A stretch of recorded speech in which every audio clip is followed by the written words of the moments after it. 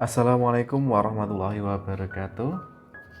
Pada pertemuan kali ini kita akan membahas tentang sistem bilangan real. Jadi sistem bilangan real itu sengaja saya jelaskan tersendiri sebelum kita nanti masuk ke materi IPA yang lain, karena ini penting juga ini diketahui agar mahasiswa itu nanti tahu apa saja yang akan dipelajari atau dihitung di dalam perkuliahan ini. Nah, jadi memang materi matematika IPA itu menurut saya materi yang relatif agak susah dijelaskan karena ya hitung-hitungan semuanya, dan hitung-hitungannya itu kelas berat. Nah, baik, saya jelaskan dulu apa itu bilangan real. Jadi bilangan itu ada banyak jenisnya. Mungkin yang biasanya dikenal itu adalah bilangan asli. Bilangan asli itu bentuknya seperti ini. Jadi ada yang namanya bilangan asli. Biasanya kalau disimbolkan itu pakai huruf N kayak gini. Ini bilangan asli. Isinya itu adalah ya 1, 2, 3, 4, 5 dan seterusnya. Ini biasanya namanya bilangan asli. Nah, dari bilangan asli ini dia punya tingkatan yang lebih luas selain bilangan asli. Ya atasnya lah. Atasnya itu biasanya dikenal dengan nama bilangan cacah. Jadi bedanya ada bilangan asli, mungkin yang bisa dikenal itu ada bilangan bukan cacah saja ya, bilangan bulat aja. Nah, bilangan cacah itu kalau di internasional itu jarang dikenalkan, tapi yang sering itu bilangan bulat. Nah, biasanya simbol bilangan bulat yang internasional itu pakai huruf Z.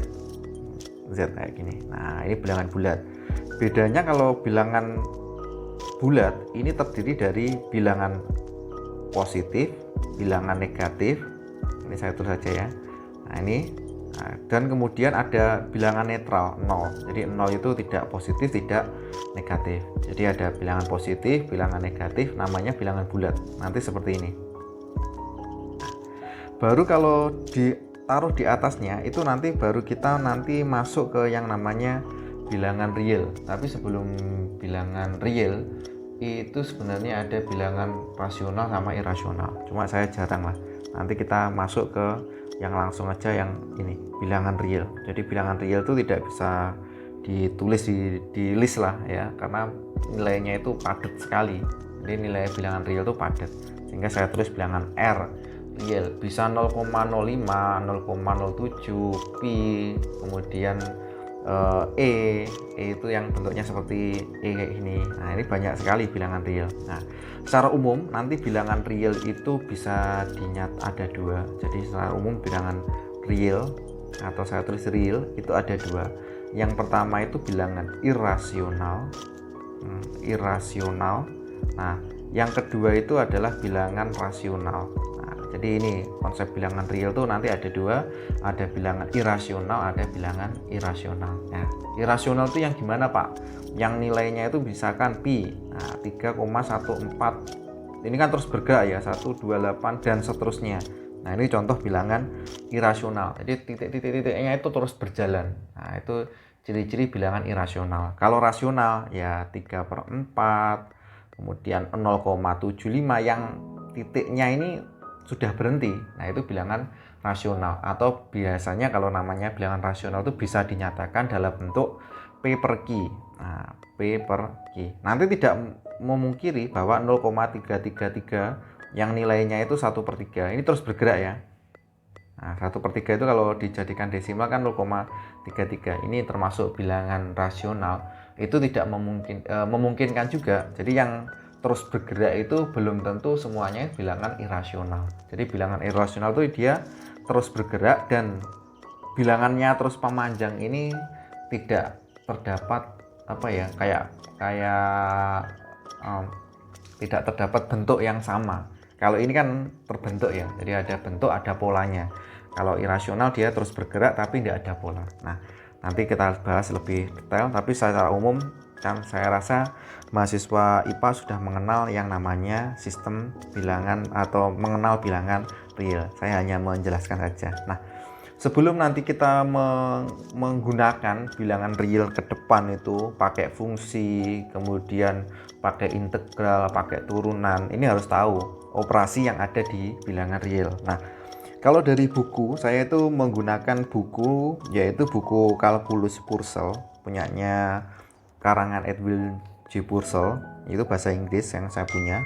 Nanti akan saya upload saja di Google Classroom. Nah, di bilangan real itu kalau di bukunya itu yang ada operasinya itu cuma 2. Ya, yang pertama operasi ini bacanya penjumlahan. Nah, penjumlahan. Nah, yang kedua itu adalah operasi ini. Nah, ini kita baca perkalian. Jadi yang dikenal di bilangan real, operasinya itu adalah penjumlahan dan perkalian. Pengurangan dan pembagian tidak termasuk. Yang itu nanti tetap bisa dioperasikan, tapi tidak termasuk operasi yang ada di bilangan real. Kenapa? Karena di bilangan real segala bentuk operasi itu kalau berlaku di bilangan tersebut, maka dia harus memenuhi keempat syarat ini. Nah, kalau pengurangan dan pembagian itu tidak bisa memenuhi ini, sehingga tidak bisa dinyatakan bahwa pengurangan dan pembagian itu merupakan operasi yang ada di bilangan real. Tapi nanti bisa diakali. Nah, ke depan itu cara menuliskannya seperti ini. Jadi tambah itu misalnya ini X ditambah dengan Y. Jadi bilangan real pertama ditambah dengan bilangan real kedua. Yang pertama itu X, yang kedua Y. Nanti saya nuliskannya ya kadang ya enggak X. Kalau ini tetap X tambah Y. Nah, kalau yang perkalian ini yang mungkin yang berbeda. X dikali pakai silang ini ya, Y. Terkadang nanti saya nuliskan enggak X kali Y, tapi ya pakai titik, X titik Y. Kadang ya saya nuliskannya XY. Jadi kalau khusus perkalian cara menuliskannya terkadang ya cuma pakai titik. Terus yang kedua itu kadang ya nggak pakai titik. Jadi langsung aja XY. Tidak saya pakai silang ya. Jadi ke depan saya tidak pakai silang karena silang itu nanti saya takut agak jumbo dengan yang operasi perkalian. Operasi X dengan tanda silang itu kan hampir mirip kalau ditulis. Jadi nanti biasanya saya pakai titik aja lah biar enak. Nah, kenapa penjumlahan dan perkalian itu operasi yang kasarannya resmi di bilangan real? Karena dia memenuhi aturan operasi, yaitu ada 4 aturan. Yang pertama komutatif. Jadi khusus di bilangan real kalau ada X ditambah Y itu berlaku komutatif. Komutatif itu sudah paham ya, kalau ada X dikali Y itu nilainya sama dengan Y ditambah dengan X tambah Y sama dengan Y ditambah X. Kalau untuk penjumlahan. Kalau untuk perkalian juga berlaku hal yang sama. X dikali dengan Y sama dengan Y dikali dengan X. Nah, ini namanya komutatif. Artinya mau dioperasikan yang depan dulu atau dioperasikan yang belakang dahulu, itu hasilnya sama. Nah, itu namanya sifat komutatif. Nah, ke depan kayak gitu. Nah, ada lagi yang namanya sifat asosiatif.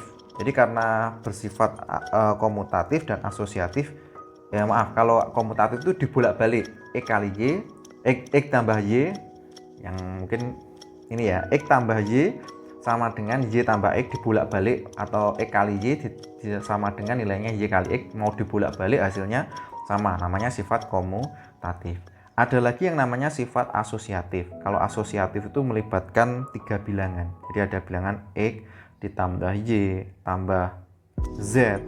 Nah, nanti kalau kita mengoperasikan X tambah Y lebih dahulu, kemudian kita mengoperasikan yang belakang X tambah Y tambah Z, kita operasikan yang belakang terlebih dahulu. Nah, ini kalau hasilnya sama berarti dia bersifat asosiatif. Jadi di penjumlahan dan juga perkalian X kali Y kali Z itu berlaku sifat asosiatif.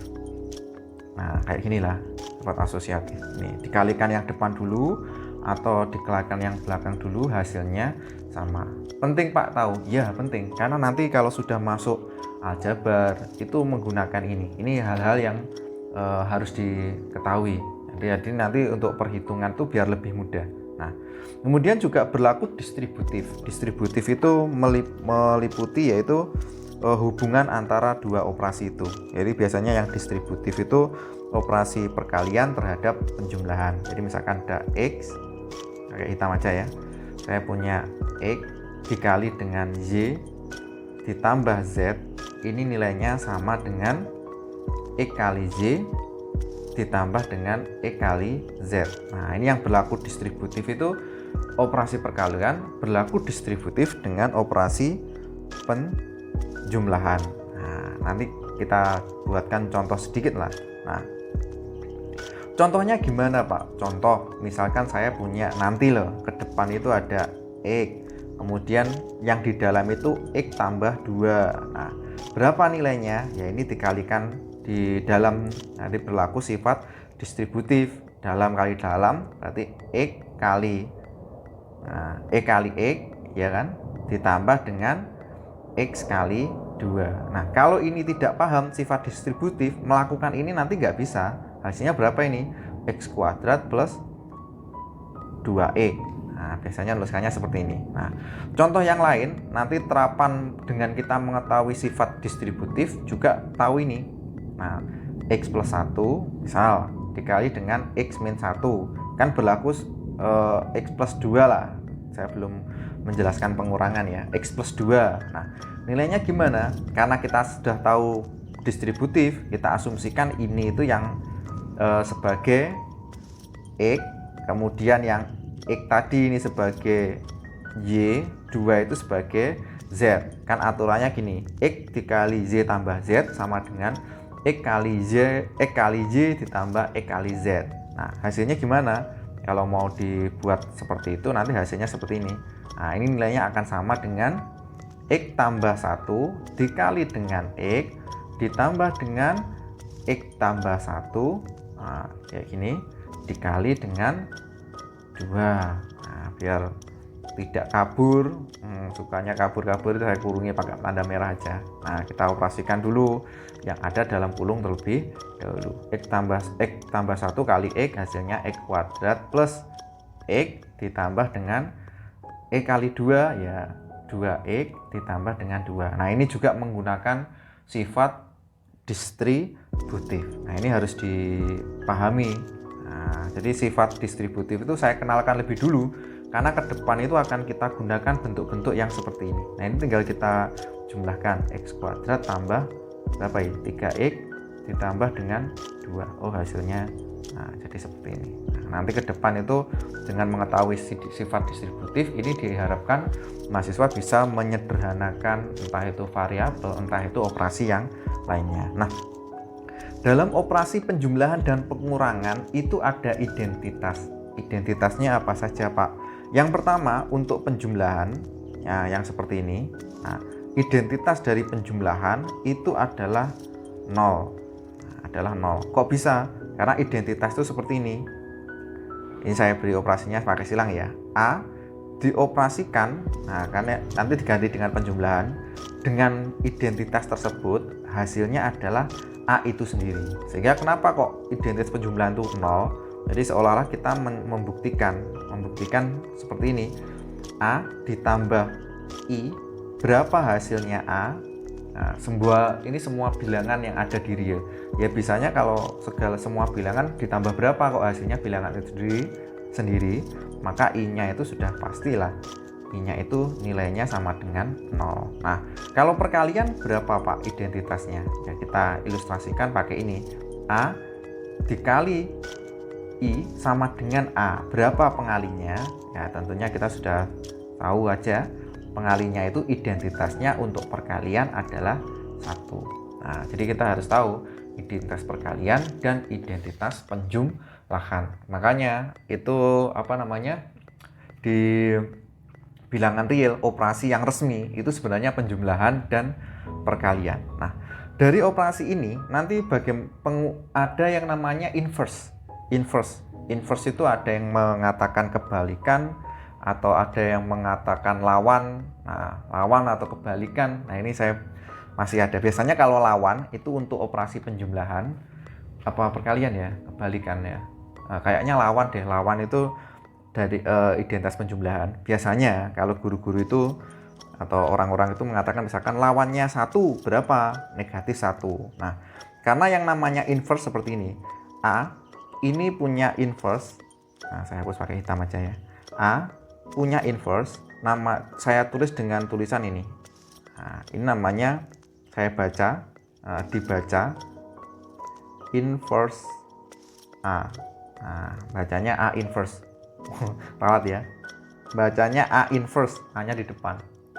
A inverse. Nah, kapan itu dinamakan A inverse? Apabila berlaku ini, A dioperasikan, nanti operasinya tinggal diganti penjumlahan atau pengurangan dengan A inverse, hasilnya adalah identitas. Kalau penjumlahan tadi sudah tahu ya.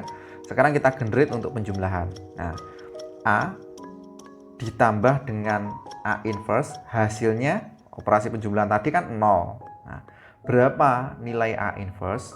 Nah, jawabannya itu kalau kedua ruas kita kurangi dengan A, jawabannya A inverse itu adalah negatif A. Berarti lawannya A itu adalah negatif A untuk penjumlahan. Jadi misalkan lawannya 2 berapa? Negatif 2. Lawannya 3 berapa? Negatif 3. Kok bisa lawannya 3 negatif 3 untuk penjumlahan? Ya karena 3 ditambah negatif 3 hasilnya sama dengan 0 atau sama dengan identitas. Nah, kalau kebalikan atau inverse dari perkalian itu bentuknya seperti ini. A dikali, pakai titik aja ya. Tadi saya sudah manti-manti kalau titik itu kali. A dikali A inverse berapa? Hasilnya sama dengan 1. Kebalikan biasanya. Nah, begitu A inverse-nya berapa ini? Jawabannya adalah 1 per A. Nah, kenapa? Ya A kali 1 per A kan hasilnya kan 1. Nah, itu jawabannya seperti itu. Jadi kita mengenal A inverse atau kebalikan. Kebalikan 1 berapa? 1. Kebalikan 2 berapa? Ya 1 per 2. Kebalikan 3, 1 per 3 dan seterusnya. Itu namanya inverse dari operasi perkalian. A inverse sama dengan 1 per A. Nah, sekarang posisi dari pengurangan dan pembagian itu gimana Pak nanti untuk penjumlahan? Jadi misalkan ada pengurangan ya, 3 tambah pengurangan kok tambah. Nah, 3 tambah 2. Nah, itu sebenarnya yang cara menuliskannya harusnya, memahaminya itu adalah 3 ditambah dengan negatif 2 atau 2 inverse.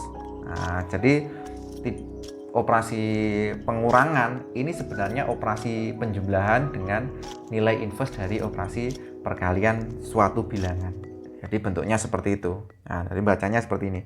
Sehingga kalau operasi pengurangan, kalau ada A dikurangi B, itu sebenarnya A ditambah B inverse atau negatif B, atau inverse dari operasi inverse atau inverse operasi penjumlahan lah. Nah, yang dimaksud itu seperti ini. Kalau pembagian gimana Pak? Misal 3 dibagi dengan 2. Nah, atau cara menuliskannya juga boleh 3.22. Nah, ini yang dimaksud adalah 3 dikali dengan sebenarnya loh ya, dikali dengan 1 per 2 atau 2 inverse. Jadi kalau ada A mau itu dibagi B atau A titik 2B, itu sebenarnya operasinya tidak dibagi, tapi operasinya sebenarnya A dikali B inverse. Nah, jadi modelnya seperti itu. Nah, cuma kalau B pangkat min 1 itu kecenderungannya di perkalian. Kalau ke penjumlahan, inverse-nya itu kita simbolkan pakai negatif B gitu aja. Mungkin biar bisa membedakan. Nah, dari konsep ini, maka sebelum nanti kita masuk ke konsep pertidaksamaan ini atau persamaan lah. Jadi sebelum kita masuk ke persamaan atau pertidaksamaan, harus tahu konsep trikotomi. Konsep trikotomi itu seperti ini. Kalau ada dua bilangan real A dan B, ini bilangan real. Nah, anggota bilangan real saya tulis pakai simbol R. Tadi kan sudah saya jelaskan di awal video. Nah, kalau ada dua bilangan ini, kalau hanya mungkin tiga kemungkinan hubungan. Jadi hubungan yang mungkin kalau ada dua bilangan real, maka ada 3. Nah, yang mungkin. Hubungan pertama bisa jadi A itu sama dengan B. Ini peluang yang pertama. Nah, kayak detektif itu A dan B ada berapa kemungkinan terjadi hubungan, ya bisa jadi A-nya itu sama dengan B. Kemungkinan kedua Pak, ya kemungkinan kedua itu bisa jadi A-nya itu lebih besar daripada B. Nah, kemungkinan ketiga, tentunya kemungkinan ketiga itu posisinya adalah A bisa jadi lebih kecil dari B. Jadi ada 3 kemungkinan kalau ada 2 himpunan yang disandingkan. Bisa jadi keduanya bisa sama, keduanya bisa berbeda. Berbeda itu ada 2 loh ya. Bisa yang satu lebih dari yang satunya, atau yang satu lebih kecil dari yang satunya. Jadi ada 3 kemungkinan itu. Nah, kelihatannya itu sepele, tapi nanti itu sangat penting sekali. Sangat pentingnya itu ya apa ya? Ya nanti bisa menentukan itu himpunan penyelesaian. Nah, untuk saat ini belum ya, tapi saya kenalkan dulu. Jadi saya tekankan kalau ada 2 bilangan ya kemungkinan ada 3 itu yang mungkin. Bisa jadi sama dengan, bisa jadi lebih dari, bisa jadi kurang dari. Nah, yang berikutnya ada yang namanya sifat ketransitifan. Itu harus diketahui oleh mahasiswa terlebih dahulu. Gimana toh Pak sifat ketransitifan itu? Itu seperti sifat penarikan kesimpulan. Jadi misal ada 3 bilangan. Pertama diketahui A itu nilainya kurang dari B. Nah, misal. Kemudian ada lagi pernyataan yang kedua. Pernyataan kedua berbunyi seperti ini. B itu nilainya kurang dari C. Maka sifat ketransitifan itu berlaku, maka pasti A itu kurang dari C. Nah, jadi ini yang namanya sifat ketransitifan. Kelihatannya sepele, tapi nanti itu ada efeknya ketika mencari nilai. Contohnya seperti ini. X itu nilainya kurang dari 2. Kan gini. Padahal diketahui 2Y-nya itu lebih dari 2. Jadi diketahui X kurang dari 2. Padahal 2 itu nilainya kurang dari Y. Nah, apa yang bisa disimpulkan? Nanti kesimpulannya berarti X itu pasti kurang dari Y. Ini contoh sederhana. Nanti di kehidupan untuk anak IPA ya kurang lebih ya itu. Oh, ini kurang dari ini. Nah, misalkan luas kalau IPA itu mungkin yang fisika aja ya. Luas penampang A itu kurang dari punyanya B. Nah, padahal luas penampang B itu kurang dari penampang C. Maka disimpulkan ya luas penampang A itu pasti kurang dari luas penampang C. Jadi itu sifat ketransitifan yang berlaku. Yang mana Pak? Nah, biar fokus tak kotak ini ya. Ini yang namanya sifat ketransitifan. Nah, kalau ini sifat trikotomi. Jadi hubungan 2 bilangan kemungkinan ada 3. Nah, kalau untuk ada lagi sifat penambahan, jadi hubungan 2 bilangan itu juga punya unsur penambahan. Bentuknya seperti ini nanti. Contoh aja ya. X, pakai hitam aja. Nah, sifat penambahan itu berlaku sebagai berikut. Kalau ada A itu kurang dari berapa ya penambahannya? A kurang dari Z. Nah, kemudian kedua ruas itu yang ini loh maksudnya. Nah, ini ruas kiri dari tanda kurang dari, ini ruas sebelah kanan yang kirinya itu. Nah, kedua ruas itu ketika saya beri tambahan Z. Nah, misal jangan Z lah ini saya beri nama B. Nah, kedua ruas itu saya beri tambahan C. Berarti posisinya itu jadi gini. A ditambah C. Nah, kemudian B ditambah C juga. Nah, maka apa yang berlaku? Kalau ada sifat penambahan, maka operasinya tidak berubah, tetap. Jadi kalau ada penambahan, operasinya tetap tidak berubah. Contohnya Pak, nanti ke depan itu seperti ini. Misal saya punya A, kalau ini bingung ya, saya tulis ini ya. A-nya itu adalah X plus 1. Ralat. X min 1. Gini. Kurang dari Y. Nah, jadi pada posisi ini X plus 1 sebagai A, Y sebagai B. Nah, cuma beda ya. Kemudian kedua ruas saya tambahkan dengan 1. Maksudnya sebelah ruas dari tanda lebih dari. Nanti kedua ruas itu nanti ada lebih dari sama dengan kurang dari. Ya, mengikuti trikotomi mana yang digunakan. Nah, sekarang kita tambah tambah dengan 1. Jadi berlaku seperti ini, C-nya itu 1, A-nya kan tetap. Jadi saya biar nggak bingung, X min 1, saya tulis jika dan dengan jika ya ini, X plus min 1 tambah 1. Nah, maka kan berlaku tetap ya, kalau ditambahkan simbolnya tetap. Jadi ditambah dengan Y, B-nya kan diganti Y, ditambah dengan 1. Nah, ini kalau mau disederhanakan ke depan itu jadinya jadi tinggal X kurang dari B, Y kurang dari Y plus 1. Ke depan arahnya seperti ini. Nah, bentuk yang ini, yang saya kotak ini namanya operasi penjumlahan. Intinya kalau kedua ruas ditambahkan dengan bilangan yang sama, maka tandanya lebih dari dan kurang dari itu juga sama. Jadi kalau sama di kiri kanan tidak ada mengalami perubahan. Nah, lain kalau perkalian. Nah, perkalian tuh lain. Jadi saya punya hubungan awal A, pakai hitam aja. Hubungan awalnya itu A, kemudian B, ini awalnya kurang dari ya. A kurang dari B diketahui di soal. Nah, maka ini lain. Bagaimana kalau kedua ruas itu kita kalikan? Nah, kita kalikan itu berlaku. Misal pengalinya itu tergantung. Kalau C positif, C-nya itu positif, maka tandanya tidak berubah. A kalau dikalikan dengan positif, hasilnya kayak gini. A kali C lebih dari B kali C. Yang diperhatikan itu adalah tanda ini. Nah, tetap nggak berubah. Nah, tapi kalau bagaimana kalau pengalinya atau C-nya itu berupa negatif? Nah, kalau C-nya negatif, ini tetap A kali C, tapi tandanya berubah, tidak lagi tetap. Awalnya kan kurang dari, jadi lebih dari. Kenapa berlaku berubah? Karena pengalinya itu bernilai negatif. Nah, yang ini.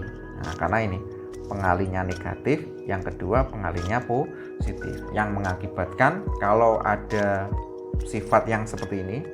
Nah, jadi kalau ada bentuk A min B, kok keduanya dikalikan dengan pengali positif, tandanya tetap. Tapi kalau dikalikan dengan pengali negatif, tandanya berubah. Nah, ini konsep yang harus dipahami. Nanti akan saya berikan soal untuk ngecek sebenarnya sudah paham atau belum. Nah, nanti kita cek ya, sudah memahami atau belum. Nah, nanti akan mungkin di minggu depan lah kita agak keras. Nah, kita juga memerlukan logika dalam memahami hitungan, itu juga ada logika. Nah, contoh pemahaman logika ini saya besarkan lagi. Nah, pemahaman logika yang ini. Nah, saya berikan contoh, ada pembuktian A, B, C, D. Nah, sebelum kita lanjutkan, ini sebelum kita jawab, nah, pertanyaan itu dari keempat pernyataan ini, manakah yang benar dan manakah yang salah? Untuk yang A, semua X kuadrat itu pasti lebih besar dari 0. Nah, jadi untuk semua X, apakah X kuadrat lebih besar dari 0? Kalau bentuknya seperti ini adalah semua X di bilangan real tentunya. Semua bilangan real kalau dikuadratkan apakah jawabannya lebih dari 0?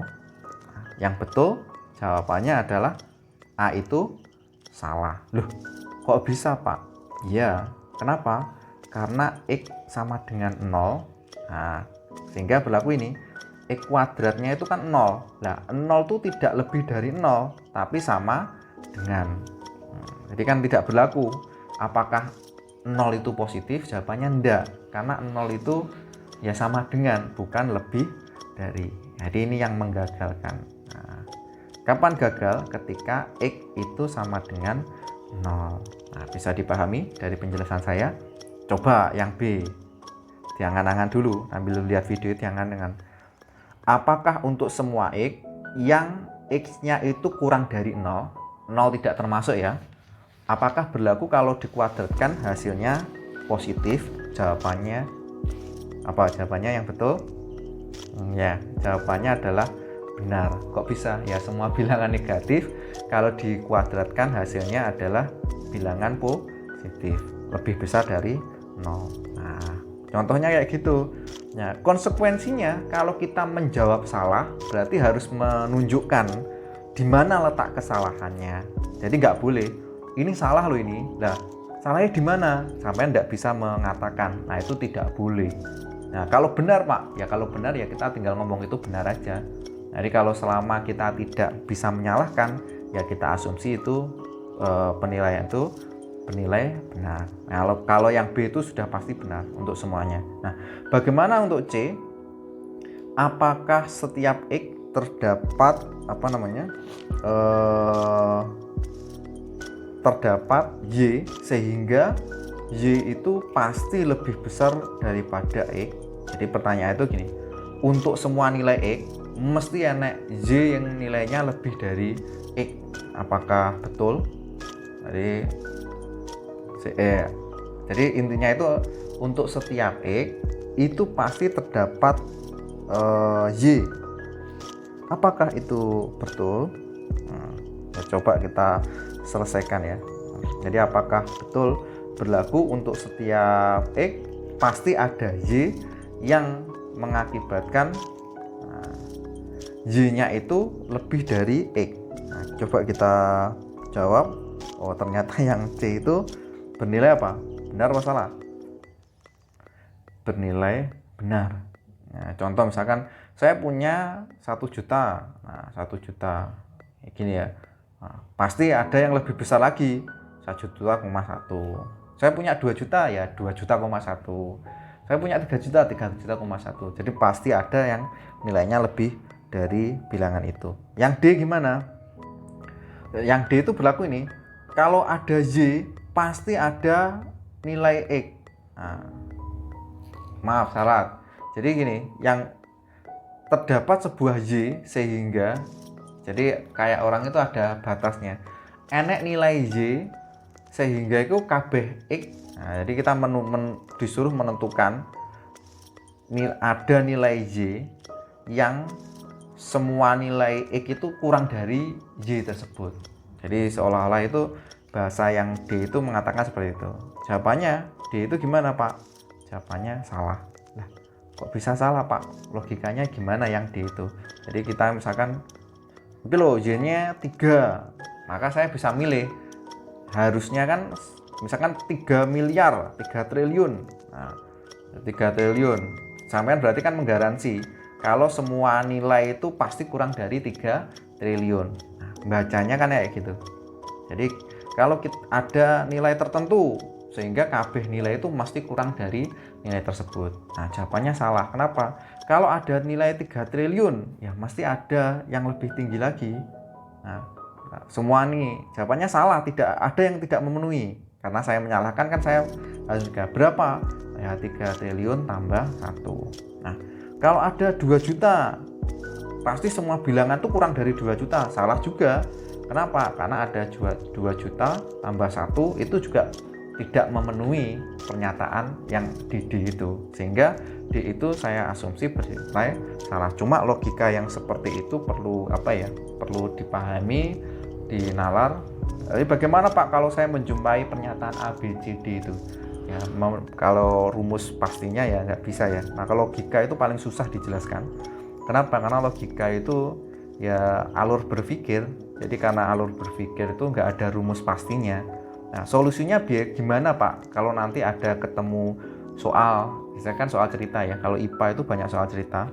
Nah, ketemu soal cerita IPA, kemudian saya harus melogika bentuk matematikanya seperti apa.